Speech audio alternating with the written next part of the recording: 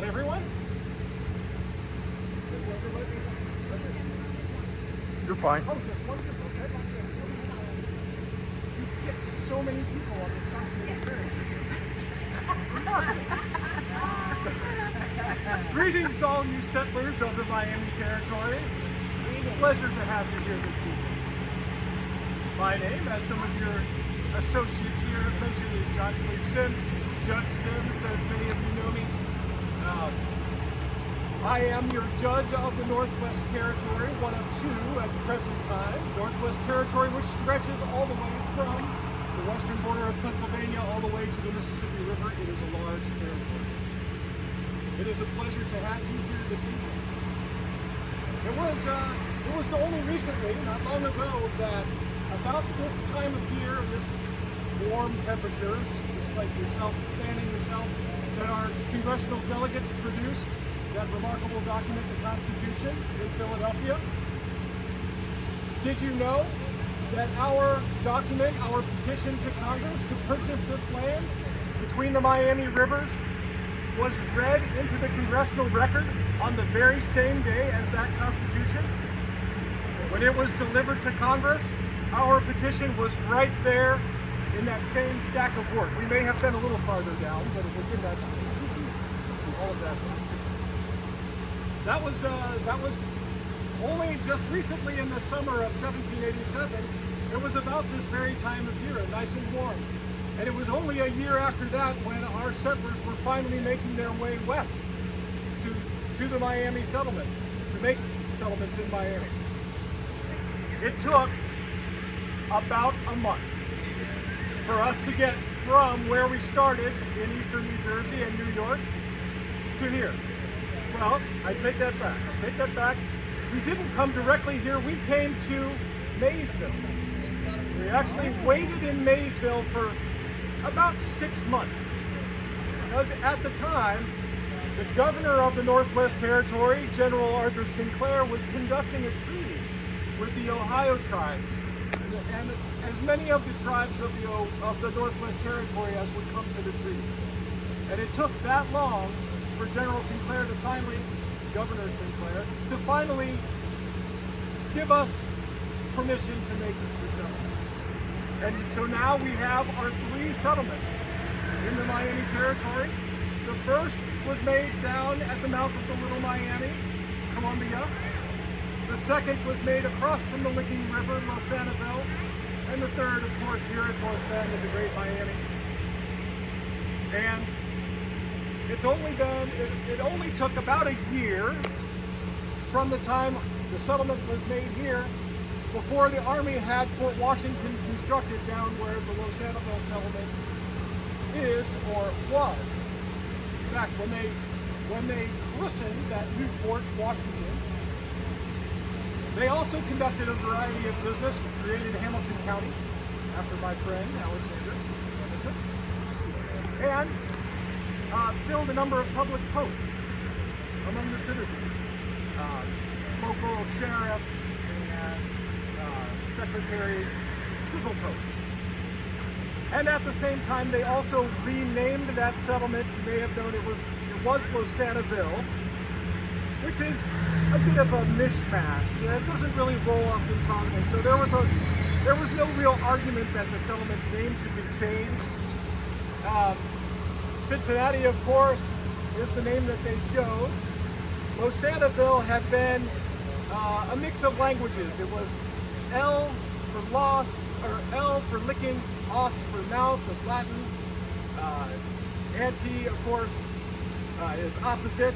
That's also Latin, and ville is French for town. So it was the town opposite the mouth of the Licking River. That, of course, was a bit pedantic. And so they renamed it Cincinnati after the Society of the Cincinnati, which of course General Sinclair, Governor Sinclair is a member of, and many of the patriots and pioneers all throughout this settlement. Myself, I wasn't necessarily in favor of that name quite as it was made. Cincinnati is the male plural, the Latin male plural of the name Cincinnatus. Cincinnatus was the Roman general who assumed the emperor's powers and then returned them to the people when the time of crisis was finished. So the convention of naming towns, cities, is to name them in a feminine singular form. So think about some of the city names you know: Philadelphia, Marietta, Columbia. Those are the feminine singular versions. Cincinnati is male plural. If Cincinnatus' name had been used and properly, in the proper Latin form used, then Cincinnati would not be named Cincinnati, it would be named Cincinnati. Cincinnati. And so, my friends, I don't believe personally that that name will stick. I think by public demand, we may convince them of the error of that name.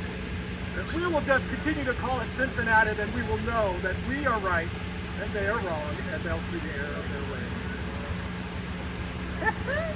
So, some folks ask about my family.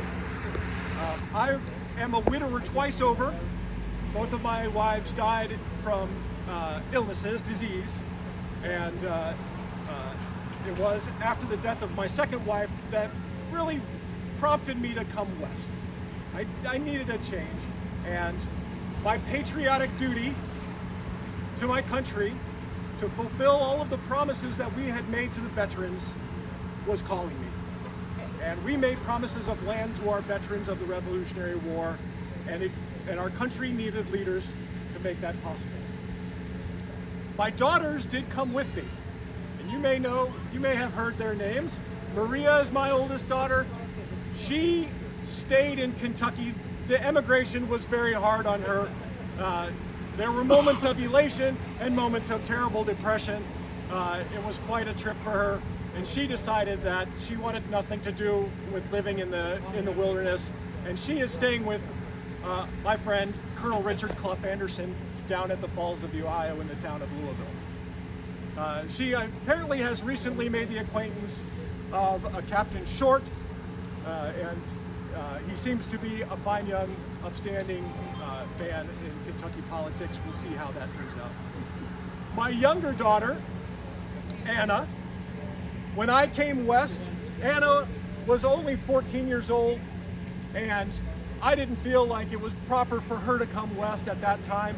In fact, she was attending a girls' academy out on Long Island with her grandparents. And so we elected to keep her in school in the girls' academy out on Long Island, and then she could come and stay with me at some later time. And so for now, we have our 3 settlements, and we hope that one day this area at the Great Miami, with all of the commerce that flows down the Ohio by flatboat, and all of the agriculture that might flow down the Great Miami to meet the travel and the traffic of commerce down the Ohio River, that this space might become the Cairo of the West.